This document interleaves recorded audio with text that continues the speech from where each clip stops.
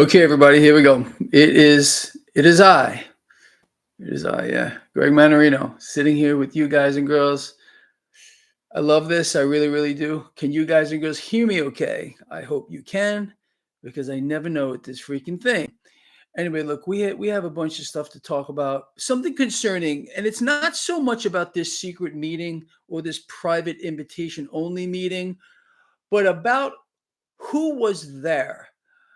Um, and we're gonna talk about that. Thanks, everybody. I appreciate that. Let me know. Let's start off with that, right? On this lovely post market wrap up here.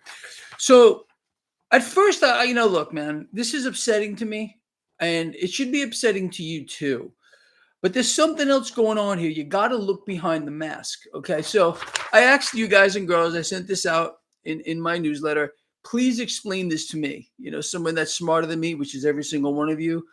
Thoughts and comments, and it filled up. So this is our illustrious Treasury Secretary. You want to see him up close? Yes. Break out the barf bag. That's him. Creature. It's another thing. So it has come to light that U.S. Treasury Secretary Scott Bessent gave an off-the-record, private, invitation-only talk at the Wall Street superbank JPMorgan Chase. There's the key. Where? Why is that a key? Now, here it is. Whenever there is a big underlying issue or when something is about to break, they always go to one place. That is JPMorgan. They talk to Jamie Dimon. He's the fixer. Okay.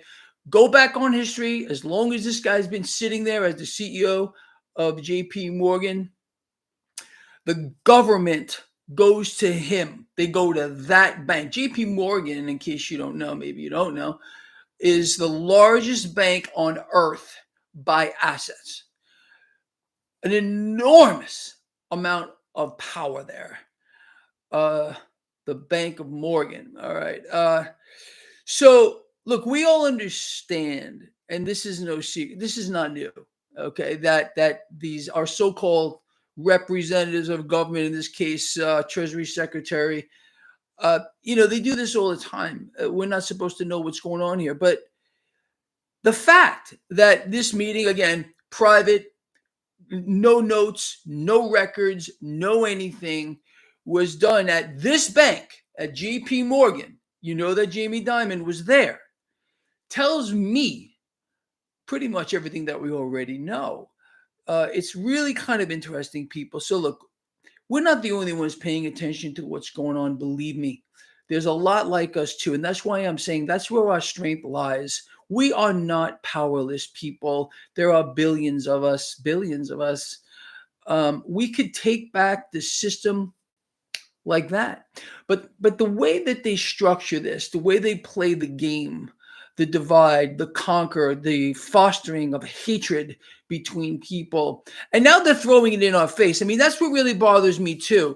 They just don't care anymore. They can do whatever they want when they want to do it without any pushback. I think that's a problem. I really, really do. There's no transparency. Well, maybe there is, because they're letting us know, because they don't care anymore. Whatever they want to do is fine. We are nothing but a means to an end. But let me tell you something. We're not just a means to an end, you and I, okay? And if we come together, we unify all of us, we really could make a difference here in what's going on. So maybe we'll touch on the market, and then I want to talk about a whole bunch of other things for you. Some of it's actually almost too stupid to be stupid. I'm talking about Deutsche Bank. You know what I'm talking about already. There's a few things here that are just too much. The bond king, Jeffrey Gundlach. People now are more worried today than during the scamdemic. I mean pandemic. But anyway, let's start off with this. So most of you probably know about this already. Our beautiful man of a president, I seem to be getting under a lot of people's skin lately. So we're going to call him a beautiful man. Our beautiful man, President Trump, is now giving exemptions on tariffs. And this boosted the stock market today. I want to say anything major, but a boost. Let's back up just a moment before we go deeper into this. 2 days ago, this man, Scott Bessent, he came out saying that a trade deal with China was close. Never happened. Okay. China said there is no talks whatsoever going on, but we knew that already. It's a game. It's propaganda, and it did work. The Dow put on about 1,000 points. Okay, but we find out that it's false. Again, nobody will be held to account for this. President Trump will not. The beautiful man will not hold his Treasury Secretary to account for lying, because the lie came from him. Of course, we know where that lie came from. It's pretty obvious. There's no deal. There never was a deal. There's not going to be a deal for the foreseeable future. That was number one. The stock market got a boost. Okay. Yesterday, that was 2 days ago. Yesterday, President Trump and Powell, well, they decided to kiss and make up. Now they're friends. Trump has no intention of firing him. All right. Stock market, again, gains. Nothing major, but gains nonetheless. Now today, President Trump is going to be exempting at least some, okay? But this isn't the real story. Let's talk about this. President Trump is going to be exempting at least some automakers from tariffs. Tariffs are really gonna make us rich. They're so important that we're gonna do it. We're gonna hit everybody with them, including China, but maybe not so much. Remember what President Trump just said? It was all a lie too. The gullible, the people that don't understand what's actually going on, they'll buy anything. They really will. It's very low IQ people we're talking about here, not the masses like you and I. It's a really a fractional part of the population that really bought it all hook, line, and sinker, along with Doge and everything else, unfortunately. But here, there's a bigger message to the market here. So President Trump looking to exempt at least some U.S. automakers from tariffs. Now, the market today, and this is why we got gains, is interpreting this as, okay, there will be more exemptions to follow. I'll get Coco at one point, I promise. So that's really why the market put on some gains today, because this market really, it looks very bad from a technical standpoint. And I think most of you out here who do technical analysis like I do would say it's the same story. But again, we got the lie about maybe a China deal. Market goes up. We find out that it's a lie. The market still kept some gains, of course, kept those gains. Then we got the kissing people, Powell and Trump. Now they're embracing. They love each other right now. It's a beautiful, beautiful thing. It's a fantastic relationship. Stocks go up again, and then we're getting exemptions on these tariffs that we really needed to do because it was going to make us all rich.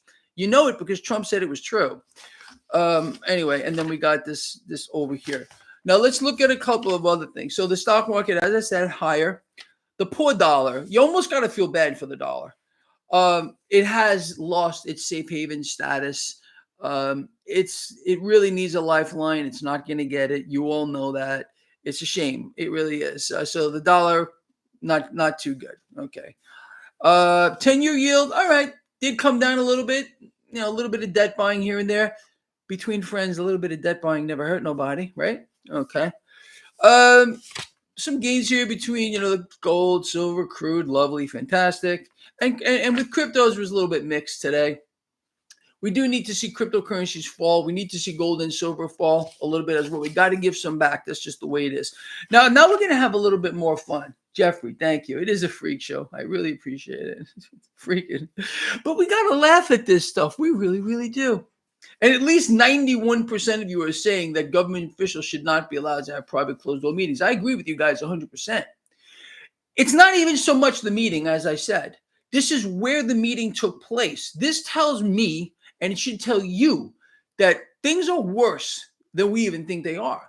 We're in the middle of a multiple crisis environment here. We have a liquidity crisis on a massive scale. Currency crisis around the world. The economy of the world is contracting at its fastest pace we've ever seen. People can't survive. Small businesses are being wiped out in favor of the corporate agenda. A new war. How many of you actually believed that we would be in a new war? Well, you did, if you followed this blog, because I told all of you, we covered it right here, that war would not stop. Greg, you don't know President Trump. He is going to end all these wars, we will not have another war. I had people bet me relatively large sums of cash that we would not see another war with President Trump. We're already in one now for 6 weeks. We're flattening an entire country. We're killing innocents as well. This is not about terrorism. Not at all. This is about pulling cash into the now, allowing the Fed to inflate. Now, if we don't push back, are we not also complicit in this as well? Let's see how we're all going to answer to God at one particular point. When he asks you, what did you do about it when you knew this was going on? Well, I hope you have a good answer for it. I really do. You better start thinking about it now because there's no escaping. There's no escaping it. Okay. So anyway, let's have a little bit of fun here. By the way, all those people were wrong. All the bets, all of them were wrong. You and me nailed it to the wall because we knew it would happen. It had to happen. Debt must expand, inflate or die. And they got the ultimate puppet, the ultimate traitor to the United States now sitting behind the Resolute desk. If you don't like my tone of voice, you are free to free yourself from this horrible self-induced hell that I've put you in because you can't stand the truth. It hurts a lot. Maybe you should come around to the light side. The dark side, no good. Hang out with us and you'll learn a few things. So, you ready to have a laugh? Deutsche Bank sees major trouble for the dollar. Major trouble for the dollar. Oh, should I genuflect? What should I do? Thank you. Thank you for telling us. Come on, man. Make it up. I dare you. Oh, here we go. Bond King Jeffrey Gundlach predicts a financial hangover. Easy money was never meant to last forever, according to Jeffrey Gundlach. Really, Jeffrey? Thank you. You see, us serfs down here, we know what you know too, buddy. Yeah, we do. Now, again, this is something else I want to bring to your attention. More people are worried about their jobs now than they were during the scamdemic when everything closed. People have no idea what's coming down the pike. They haven't been prepared for it. They told that we're going to tariff everybody. We'll become rich. We're going to bring back manufacturing here to the United States. It's going to be a booming economy. They had no idea that we'd be in another war, that we'd have a puppet working with the central bank to allow them to inflate, kill the dollar, destroy their livelihood, hopes and dreams and everything with it. But if they were listening between the lines, they would realize when they saw the alignment between the Satanist, Elon Musk, and President Trump right at his side, there was the tag team from hell. And I mean that in the literal sense. They're not human either. And they're part of the demonic force that is trying to suck everything straight out of us. They're monetizing the debt right now. What do you mean what happens if? They're buying it all. The Fed is monetizing all the debt right at this moment. Well, they're issuing debt through one door. They're buying it back through another door. That's monetizing the debt. I can't put this another way. I mean, Jonathan, you know what I'm saying. I'm not sure if that's what you meant by this question, but the only way we can survive right now is by the Fed monetizing everything, by buying it all. I've been telling you guys this for 10 years, more than 10 years. The Fed's going to buy it all. They have an ultimate goal to own it all. Every central bank to own it all. And now you know who.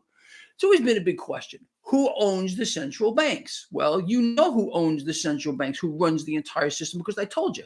You watched my video, my post-market wrap-up from yesterday, right? You maybe were even here, where I outlined it for you. I named names. I called it all out for you. You understand? Yeah, we know who's pulling the strings here. And we could take it all back in a split second. But what are we doing about it? At least you and I are taking action. You see, we're the minority. But that doesn't mean we're not strong enough together, because we are. This blog is getting bigger, okay? And we got other people that we can align ourselves with as well. Liberty and Finance. I just did an interview with Liberty and Finance. It was yesterday. And we were talking about aligning our channels here so we can, get out here and make a difference in this world. Well, you know what? If you have God, you don't need the bullets, okay? That's really the truth. And I think all of us kind of understand that. And I think all of us here are on the right side of that. But anyway, guys, listen, man, none of this is a surprise to me. But I'm telling you what I'm concerned about here. Not so much the behind closed doors meeting, but by who it was with. the Superbank, JPMorgan. There's something else going on. I mean, you and I know already. All right, the system is coming apart. This is not by accident. This is all deliberate. It's all a power grab on a massive scale, enriching the 1% and 2%. I really, we should be privy to this kind of information here when a member of government here, especially conspiring with a super bank like this. They're engineering something. And it's unfortunate that people are kept in the dark, like as if we're mushrooms or something. We're not. But that's what they think we are.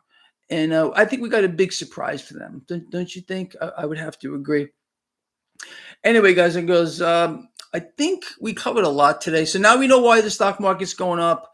Look, I know a lot of you think that Trump is folding or he's a caveman. I did call him caveman recently. Clever performance. Thank you. I appreciate that. Look, man, the whole tariff thing was a smokescreen.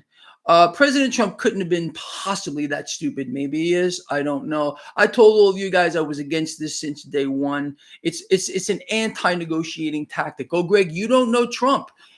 He says he's the greatest negotiator. This is a tactic to negotiate. No, it was not a tactic to negotiate. How many of you bought that one? A lot of Trumpers, they're really low. I have to be honest with you. I'm not talking about the people I'm talking about the MAGA people. They're very, very low IQ. They function down here. You can't see it. You understand? So they are very gullible to believe anything.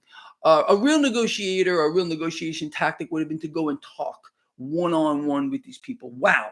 Thank you. I appreciate that, MGRN63. You got it. It's unfortunate when people fall into that kind of a trap. That these trap doors. I warned you about them for I don't know how long. You fall through those trap doors. They got you by the throat and by the. Can I say gonads? I can say gonads, right? Gonads as well. They bought it all, hook, line, and sinker, and everything else is wrong. And Trump walks on water. Greg, you're wrong. He's the second coming. You don't know how many times I've heard that. You're going to find out that Trump is the second coming of Christ, Greg. He's the second coming of Christ. You don't know yet. You're going to find out. I still hear this from time to time. In the beginning, oh, you have no idea. I got bombarded with that. There's a group of people out here who really, honestly, I guess in their soul, for some reason, they got a message from the divine that Trump was the second coming. And I was missing it because I've been deceived. No, it's them who were deceived I don't think, honestly, any of these people could possibly recognize Jesus Christ if he stood in front of them today. Christ himself wouldn't even be able to recognize the church. Okay, these people can't recognize it. They can't recognize the incarnation of evil. Elon Musk with his Baphomet suit, his upside down cross. Oh, that's okay. It was just a costume. You can't make it up, man. It's crazy. Crazy. Anyway, you guys and girls want to talk about anything before we get out of here? Because I'm planning on hitting Bradenton Motorsports Park. I'm planning on being in the staging lanes an hour from right now. Okay. I got a new set of slicks on the back of my Copo. Different ones. These are interesting. The ones I'm running today. I'm hoping to really. I'm hoping to break at least a 1.17 60-foot time. We'll see. The Penguins. I don't know. I heard Trump still has the tariffs on those Penguins. I don't know. Not maybe. Anyway, yes, I know. I'll get Coco out here. I promise, guys and girls. Yes, they're Mickey Thompsons. I got Mickey Thompson. This is clever custom performance. I got a second Mickey Thompsons. They're 29.5 by 10.5, and interesting. We'll see, Jonathan. God's wrath is coming, man. I'm really happy you were aware of that. But you know what? We're on the right side, and we're doing okay. You and me, man. We're unifying. We realize we got to reconnect with the source. It's our strength. It's our entire strength, and we're doing this. Street Rod Division. No, this is just a testing tune today. But I am looking to enter the car, and so I'm going to enter this car into like probably the 550 index. I probably got to slow it down a little bit, 8 Mile, and then I'm going to start running super stock. So that'll be kind of interesting. I know, pork roll. No wheelies into the sky. I tightened up the front end a little bit more. I got the wheelie bars adjusted. This is what I'm planning to do, everybody. So my car does uncontrollable wheelies here. I'm going to pull second, even if I have to pull it right out of the hole, so I don't pull any of these crazy wheelies. Because let me tell you something, that That's not. It looks good from the stands, but when you're in that seat and you can't see anything but the sky, it's a little spooky. But if you guys and girls want to see it, I am going to put this out on my Instagram tonight. At least one drag race tonight. So if you guys and girls want to see that, there's a link in the description of this video to my Instagram. No, don't say that I'm going to blow the U-joints out of the car or the drive shaft or anything like that. All right. I think about these things. Believe me, making about 1,200 horsepower at the crank, then going through the torque converter, the torque getting multiplied by about 2.5 times. So, and I'm making about 1,000 foot-pounds of torque. So you figure I'm hitting that drivetrain with an enormous amount of power. That's kind of crazy. Crazy stuff. All right, guys, listen, I think we're going to call it. Love you guys and girls with all I got. I mean that. And we will resume our festivities tomorrow morning. I will be updating my website later for you guys and girls. Look, things are changing here with President Trump now giving exemptions to tariffs, and we're not going to be so hard on China, whatever it might be. Is this just a tactic to push the market up? That's Trump's Achilles heel, and it's unfortunate, really. We know who his masters are, who he answers to here. He doesn't have the strength to believe in his own convictions, and that is not a man. Okay, that is not a man. It's a worm, unfortunately. Plays a tough game, but he's weak. He couldn't be weaker. It's unfortunate. It really, really is. Jonathan, thank you so much. The MMRI, it's up. Not the new one, unfortunately. The guy who was helping me with the new MMRI beta, he bailed on me. It's unfortunate. He was a good guy, and I appreciate the work that he did for me if he's here now. But the old MMRI is up on my website. You can click on that and see it here. Tiggs. We have to feel bad for these people, man. We really, really do. Anyway, guys, listen. So I will be at the track. Maybe some of you will be there. If you feel like showing up, come over and say hello. I think most of you know my car. Let me just think, just so you can look from my car. Let me show you what we got here. What is this nonsense here? Okay, let's see if I can find you a picture. Why my phone isn't working good? I hate this stupid thing. I really, really do. Here's a picture of my car. Look for this car, and come say hello. Okay? Love you guys. I'll see you tomorrow. Or check my Instagram. Like I said, hopefully I won't pull a wheeler like that again. I don't like doing that kind of stuff. It's not any fun. I'll see you later.